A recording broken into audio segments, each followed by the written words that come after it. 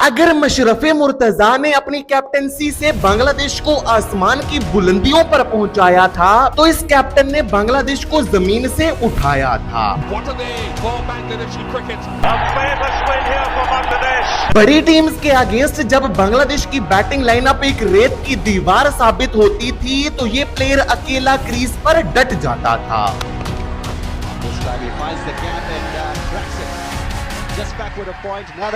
अपनी बैटिंग और कैप्टनसी से इसने बांग्लादेश को वो कामयाबियां दिलवाई जिनके बारे में बांग्लादेश टीम बस सोच ही सकती थी।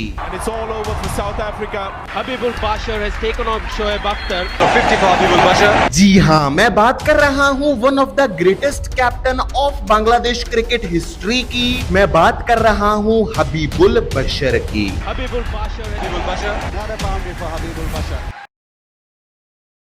तो ये कहानी शुरू होती है 17 अगस्त 1972 को, जब हबीबुल बशर ने बांग्लादेश के कुल्ला डिवीजन के इलाके नागाकुंडा में आंख खोली। हबीबुल बशर ने भी अपनी क्रिकेट जर्नी उसी तरीके से स्टार्ट की जिस तरीके से ज्यादातर साउथ एशियन क्रिकेटर्स करते हैं, यानी कि गली क्रिकेट से। अब यहाँ पर हैरानी वाली बात ये थी कि जहाँ पर दूसरे पेरेंट्स अपने बच्चों को क्रिकेट खेलने से रोकते थे, वहीं पर हबीबुल बशर के पेरेंट्स का स्टांस कुछ मुख्तलिफ था। वो इस तरीके से कि जहाँ पर दूसरे बच्चों के पेरेंट्स उन्हें क्रिकेट को बिल्कुल ही छोड़कर पढ़ाई पर फोकस करने को बोला करते थे, वहीं पर हबीब के पेरेंट्स उन्हें ये कहा करते थे कि पहले तुम अपनी दिन में पढ़ाई मुकम्मल कर लो और उसके बाद शाम में क्रिकेट खेल लेना, तुम्हें कोई भी नहीं रोकेगा। हबीबुल बशर भी अपने माँ बाप की बात मान लेते थे, लेकिन उन्होंने अपने जहन में ये तो सोच रखा था कि उन्हें आगे चलकर क्रिकेटर ही बनना है। इसीलिए गली क्रिकेट से वो विलेज क्रिकेट में शिफ्ट हो गए, जहां पर मुख्तलिफ गांव में जाकर वो अपने विलेज के लिए क्रिकेट खेला करते थे। और हबीबुल बशर के क्रिकेट करियर को एक बड़ा ब्रेक थ्रू मिला ईयर 1989 में, जब बांग्लादेश क्रिकेट बोर्ड ने यूथ एशिया कप 1989 के लिए, जिसे आप आज अंडर 19 एशिया कप कहते हैं, उसके लिए बांग्लादेश अंडर 19 का स्क्वाड सिलेक्ट किया। हबीबुल बशर की भी काया पलटी और उन्हें 1989 के अंडर 19 एशिया कप के लिए बांग्लादेश अंडर 19 टीम का हिस्सा बना लिया गया।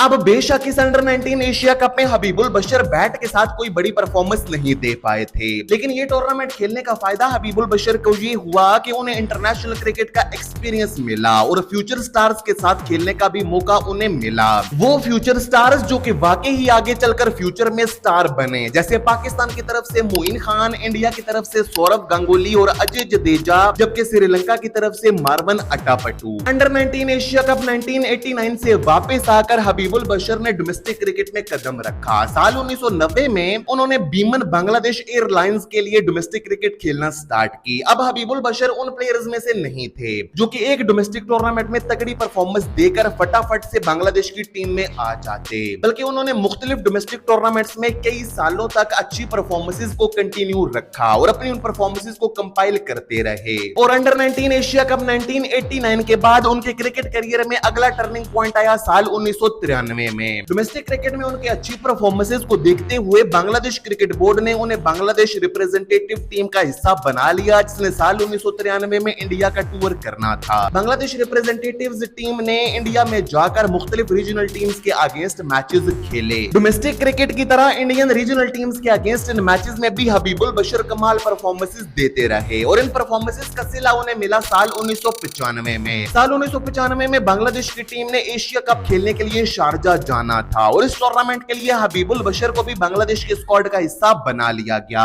फाइनली 6 अप्रैल 1995 को हबीबुल बशर ने श्रीलंका के अगेंस्ट अपना ओडीआई डेब्यू किया, लेकिन अपने ओडीआई डेब्यू पर वो कोई बड़ी परफॉर्मेंस नहीं दे पाए और सिर्फ 16 रन बनाकर आउट हो गए। अब उनका सिर्फ ओडीआई डेब्यू ही नहीं बल्कि इंटरनेशनल क्रिकेट में उनके पहले चंद साल काफी ज्यादा बुरे गुजरे थे, इसीलिए उन्हें बांग्लादेश की टीम से भी ड्रॉप कर दिया गया था। यहाँ तक कि हबीबुल बशर ना तो साल 1997 की आईसीसी ट्रॉफी खेल पाए थे और ना ही 1999 का हिस्टोरिक ओडीआई वर्ल्ड कप, लेकिन फिर फाइनली साल 2000 में हबीबुल बशर की बांग्लादेश की टीम में वापसी हुई। साल 2000 में बांग्लादेश को उनका टेस्ट स्टेटस मिला और साल 2000 में ही बांग्लादेश ने इंडिया के अगेंस्ट अपनी तारीख का पहला टेस्ट मैच खेला। इस मैच में हबीबुल बशर भी बांग्लादेश की टीम का हिस्सा थे। हबीबुल बशर ने इस मैच में ये माइलस्टोन अचीव किया कि उन्होंने इंडिया के अगेंस्ट न सिर्फ अपने टेस्ट करियर की पहली 50 स्कोर की, बल्कि वो बांग्लादेश के भी पहले प्लेयर बने जिसने टेस्ट क्रिकेट में बांग्लादेश के लिए एक हाफ सेंचुरी स्कोर की थी। अपने टेस्ट डेब्यू पर इतनी कमाल परफॉर्मेंस देने के बाद हबीब ने अपना अगला निशाना साल 2001 में बनाया जिम्बाब्वे को, जहां पर साल 2001 में जिम्बाब्वे की टीम बांग्लादेश के टूर पर आई थी टेस्ट सीरीज खेलने के लिए। इस सीरीज के एक मैच में हबीबुल बशर ने जिम्बाब्वे के अगेंस्ट अपने टेस्ट करियर की पहली सेंचुरी स्कोर कर दी और 108 रन बना डाले। साल 2001 के स्टार्ट में जिम्बाब्वे के अगेंस्ट एक शानदार टेस्ट सेंचुरी स्कोर करने के बाद हबीबुल बशर ने साल 2001 के एंड में न्यूजीलैंड के अगेंस्ट भी एक शानदार 50 स्कोर कर दी, जहां पर बेसन रिजर्व के ग्राउंड में न्यूजीलैंड के अगेंस्ट हबीबुल बशर ने 61 रन की शानदार नॉक खेली। अपनी इस इनिंग से हबीब ने यह प्रूव कर दिया था कि ना सिर्फ वो एशियन कंडीशंस में बल्कि फॉरेन कंडीशंस में जाकर जहां पर पिचेस बॉलर्स को ज्यादा सपोर्ट करती हैं, वहां पर भी अच्छी बैटिंग करने का टेम्परामेंट रखते हैं। अपने टेस्ट करियर के पहले 3 सालों में हबीबुल बशर ने जो कमाल परफॉर्मेंसेस दी थी वो तो बस एक ट्रेलर थी उस मूवी का जो कि हबीब चलाने वाले थे साल 2003 में। साल 2003 के अगस्त में बांग्लादेश की टीम ने पाकिस्तान का टूर किया टेस्ट सीरीज खेलने के लिए। इस सीरीज में 3 टेस्ट मैचेस खेले जाने थे और इस सीरीज में हबीबुल बशर ने तो कमाल ही कर दिया, जहां पर उन्होंने 3 मैचेस में 363 रन बनाए। और हबीबुल बशर ने इस सीरीज में एक और कमाल ये किया कि उन्होंने 1 सेंचुरी और 3 50 स्कोर कर दी और ये चारों 50 प्लस इनिंग्स लगातार 4 कंसेक्यूटिव इनिंग्स में आई थी। और जब 2003 का हिस्टोरिक साल खत्म हुआ तो हबीबुल बशर बांग्लादेश की तरफ से टेस्ट क्रिकेट में सबसे ज्यादा रन बनाने वाले प्लेयर बन गए थे, जहां पर उन्होंने साल 2003 में 44.5 की बैटिंग एवरेज के साथ 801 रन बनाए थे, जिसमें उनकी 1 सेंचुरी और 7 50s भी शामिल थी। और बैट के साथ साल 2003 में उनकी इन कमाल परफॉर्मेंसेस को देखते हुए जनवरी 2004 में खालिद महमूद को कैप्टनसी से हटाकर बांग्लादेश क्रिकेट बोर्ड ने हबीबुल बशर को बांग्लादेश का न्यू टेस्ट और ओडीआई कैप्टन अपॉइंट कर दिया और यहां से बांग्लादेश क्रिकेट के एक नए सुनहरे दौर का आगाज होता है। अपनी बेहतरीन कैप्टनसी की वजह से हबीब ने बांग्लादेश को जो शानदार कामयाबियां दिलवानी थी उनके आने में अभी 1 साल बाकी था, लेकिन हबीब ने साल 2004 में बैट के साथ अपनी कमाल परफॉर्मेंसेस जारी रखी, जहां पर साल 2004 के एंड में बांग्लादेश ने वेस्ट इंडीज का टूर किया।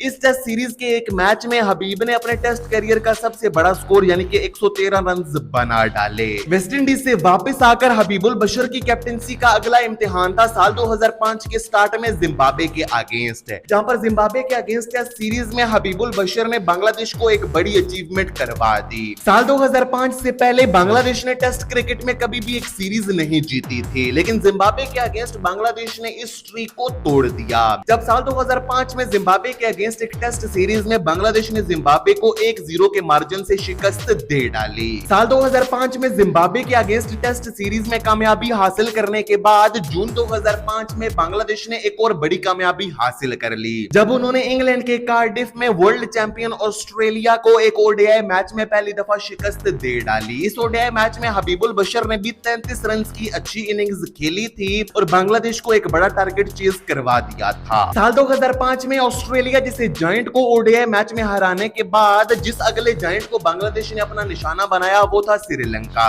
जहां पर 22 फरवरी 2006 को बांग्लादेश ने तारीख में पहली दफा श्रीलंका को एक ओडीआई मैच में शिकस्त दे डाली। इस मैच में हबीबुल बशर ने कोई बड़ी 50 या सेंचुरी तो नहीं बनाई थी, लेकिन उन्होंने 33 रन की एक अच्छी इंप्रेसिव नॉक जरूर खेली थी। फरवरी 2006 में श्रीलंका को ओडीआई मैच में शिकस्त देने के बाद मार्च 2006 में बांग्लादेश ने कीनिया की अच्छे से करके दुर्गत बनाई, जहां पर कीनिया को बांग्लादेश ने 5 मैचेस की ओडीआई सीरीज में 4-0 से शिकस्त दे डाली थी। अभी तक हबीबुल बशर ने बांग्लादेश की टीम को जो कामयाबियां दिलवाई थी वो थी बायलैटरल सीरीज में, लेकिन अब हबीब की कैप्टनसी का सबसे बड़ा इम्तिहान आने वाला था, यानी कि ओडीआई वर्ल्ड कप 2007। लेकिन न सिर्फ हबीब अपनी कैप्टनसी बल्कि बैटिंग के साथ भी इस वर्ल्ड कप के इम्तिहान पर खरे उतरे, जहां पर हबीबुल बशर की कैप्टनसी में बांग्लादेश ने न सिर्फ 2007 के ओडीआई वर्ल्ड कप में इंडिया को शिकस्त दे डाली, बल्कि सुपर 8 में क्वालिफाई करके सुपर 8 स्टेज में साउथ अफ्रीका को भी नाकों चने चबवा दिए। लेकिन अब बांग्लादेश क्रिकेट बोर्ड को फ्यूचर की तरफ देखना था और हबीबुल बशर भी ये चीज समझ चुके थे, इसीलिए उन्होंने ओडीआई वर्ल्ड कप 2007 के बाद 12 मई 2007 को इंडिया के अगेंस्ट अपने करियर का आखिरी ओडीआई मैच खेला। इसके बाद न सिर्फ उन्होंने बांग्लादेश की ओडीआई कैप्टनसी छोड़ दी बल्कि ओडीआई क्रिकेट से भी रिटायरमेंट ले ली, लेकिन वो बांग्लादेश के लिए टेस्ट क्रिकेट में कैप्टनसी भी करते रहे और क्रिकेट भी खेलते रहे और अच्छी परफॉर्मेंसेस देते रहे। और फाइनली साल 2008 में उन्होंने साउथ अफ्रीका के अगेंस्ट अपने टेस्ट करियर का आखिरी टेस्ट मैच खेला।